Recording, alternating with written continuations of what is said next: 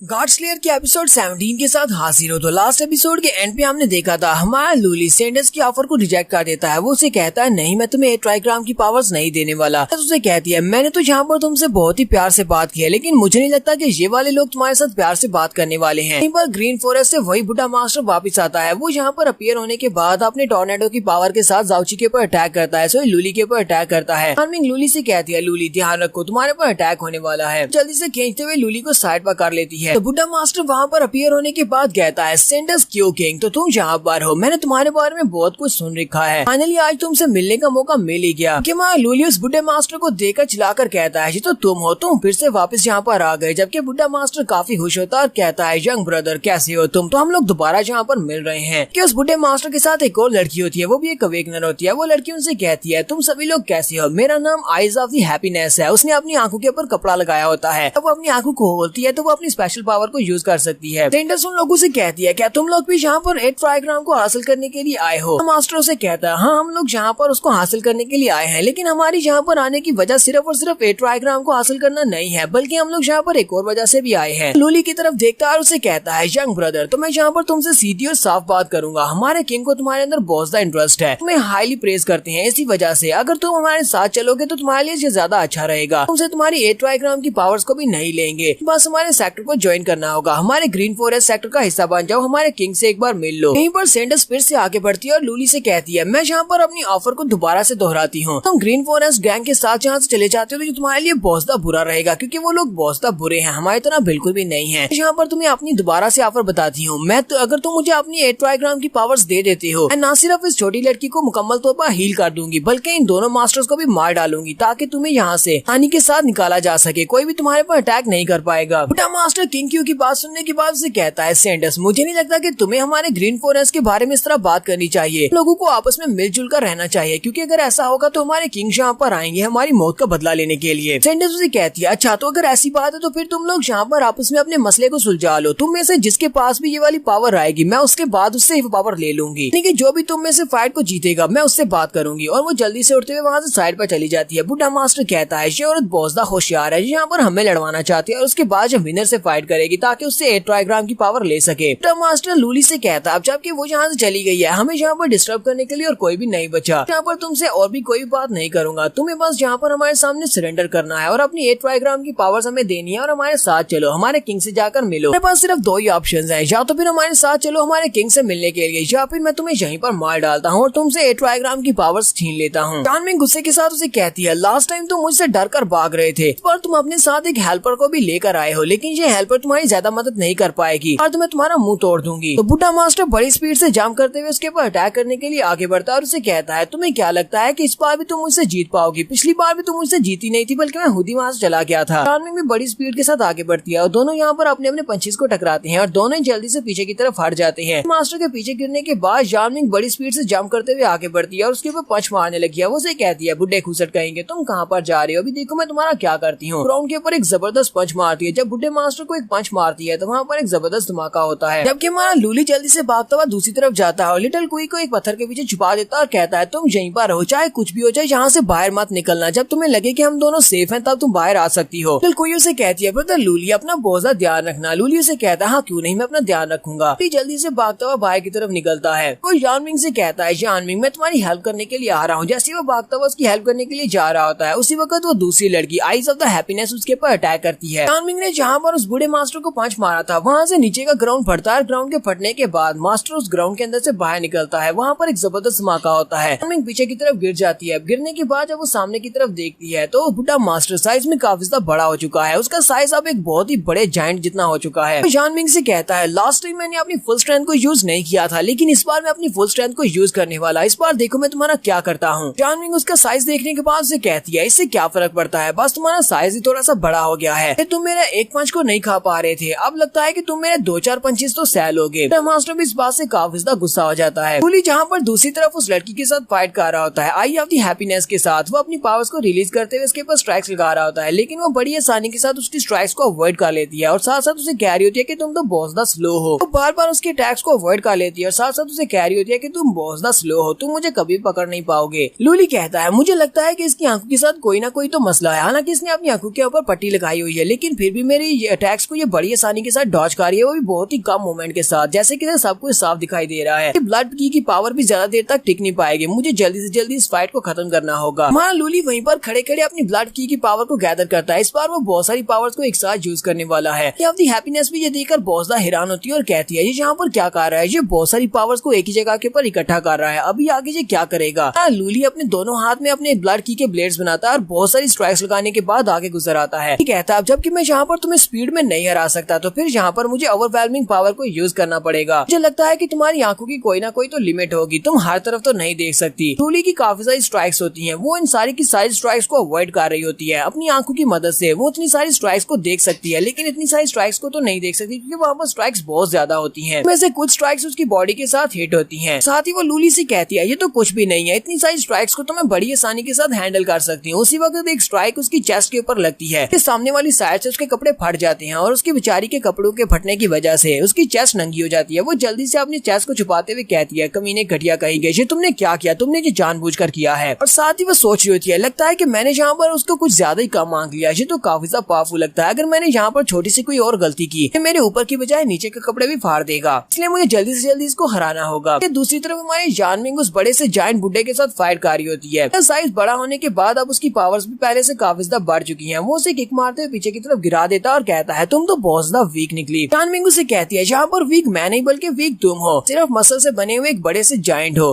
तुम क्या हो, तुम कुछ भी नहीं हो। अरे इस बड़ी सी भद्दी बॉडी को देखकर मुझे बहुत ज्यादा हंसी आ रही है। बुड्ढा मास्टर में बड़ी स्पीड से इसके ऊपर अटैक करने के लिए आगे बढ़ता और कहता है चलो फिर देखते हैं कि हम में से कौन ज्यादा स्ट्रॉन्ग है। ये दोनों यहाँ पर फिर से अपने अपने पंचेस को टकराते हैं। जब ये दोनों अपने पंचेस को टकराते हैं तो जानमिंग पीछे की तरफ गिरती है। सिर्फ जानमिंग नहीं बल्कि बुड्ढा मास्टर भी पीछे की तरफ गिर जाता है। जबकि दूसरी तरफ लूली और आई ऑफ द हैप्पीनेस उन दोनों के दरमियान में फाइट हो रही होती है। फिर से अपनी पावर्स को रिलीज करता है और कहता है मैं ज्यादा देर तक अपनी ब्लड पावर को यूज नहीं कर पाऊंगा, मुझे जल्दी से जल्दी इस फाइट को खत्म करना होगा। तो इस बार हमारा लूली जब उसके ऊपर अटैक करता है तो इसका अटैक सीधा जाकर उसकी आंख के ऊपर लगता है, जिसकी वजह से उसकी आंख के ऊपर जो कपड़ा होता है वो हट जाता है। उसके कपड़े के हटने की वजह से आंखों के अंदर से उसकी एबिलिटी रिलीज होती है और उसकी एबिलिटी क्योंकि उसका नाम से पता चल रहा है कि वो आई ऑफ हैप्पीनेस है, वहाँ पर उसकी एबिलिटी रिलीज होती है। लूली कहता है ये अजीब सी फीलिंग क्या है। जानमिंग भी कहती है अजीब सी फीलिंग क्या है, मुझे भी बहुत ज्यादा अजीब महसूस हो रहा है। उसी वक्त हमारा लूली वहीं पर नीचे गिर जाता है और जोर जोर से हंसना शुरू कर देता है। वो कहता है यहाँ पर मेरे साथ क्या हो रहा है। फिर साथ ही वो फिर से हंसना शुरू कर देता है। वो वहीं पर बैठकर जोर जोर से हंस रहा होता है और कहता है मैं यहाँ पर अपनी हंसी को रोक क्यों नहीं पा रहा, मुझे यहाँ पर हंसी क्यों आ रही है। इसी तरफ जानमिंग की तरफ भी दिखाते हैं। जानमिंग भी वहीं पर नीचे गिर जाती है और हंस हंस कर लोटपोट हो रही होती है। वो कहती है ये बहुत ज्यादा फनी है पर मुझे पता नहीं है कि मुझे हंसी आ क्यों रही है। आई ऑफ द हैप्पीनेस की आंखों के ऊपर से कपड़ा हटने की वजह से उसकी एबिलिटी रिलीज हुई है, जिसकी वजह से ये दोनों उसकी पावर्स के साथ इफेक्टेड हुए हैं और दोनों ही यहाँ पर जोर जोर से हंस रहे होते हैं। ऐसे जानमिंग वहाँ पर नीचे गिरी हंस रही होती है। उसी वक्त बुड्ढा मास्टर आगे बढ़ता है और उसके पेट में एक जबरदस्त किक मारता है, जिससे वो उड़ती हुई पीछे जाकर गिरती है। वो दीवार के साथ जाकर टकराती है और वहीं पर दीवार भी टूट जाती है और काफी जख्मी होती है। वहाँ पर गिरने के बाद वो अभी भी हंस रही होती है और कहती है क्या करूँ, मुझे तो अभी भी बहुत ज्यादा हंसी आ रही है। बुड्ढा मास्टर आगे बढ़ता है, जानमिंग को उसके सर से पकड़कर ऊपर उठा लेता है और कहता है आई ऑफ द हैप्पीनेस, अगर तुमने यहाँ पर पहले अपनी पावर्स को यूज किया होता तो ये ज्यादा अच्छा रहता। बुड्ढा मास्टर जानमिंग से कहता है मैंने तुम्हें अपने हाथ में पकड़ रखा और तुम काफी जख्मी हो चुकी हो, लेकिन तुम अभी भी यहाँ पर हंस रही हो। जानमिंग उसे कहती है मुझे हंसी आ रही है तुम्हारी इस शेप को देखकर, तुम्हारी बॉडी को देखकर सही, ऊपर से ये बहुत ज्यादा अजीब लगती है, बिल्कुल एक लाल टमाटर की तरह। तो बुड्ढा मास्टर अपनी एयर को कंट्रोल करने की पावर को यूज करते हुए उसकी बॉडी को वहाँ पर लपेट देता है और उसको बांधकर वहीं पर नीचे गिरा देता है और कहता है बकवास बंद करो, मैं बाद में डील करूंगा, पहले मुझे यहाँ पर से उसके पास से 8 ट्राइग्राम की पावर्स लेनी है। लूली जानमिंग की तरफ देखता और कहता है जो हाँ क्या तुम ठीक हो। ऐसे उसकी तरफ आगे बढ़ने लगता है। बुड्ढा मास्टर जल्दी से अपने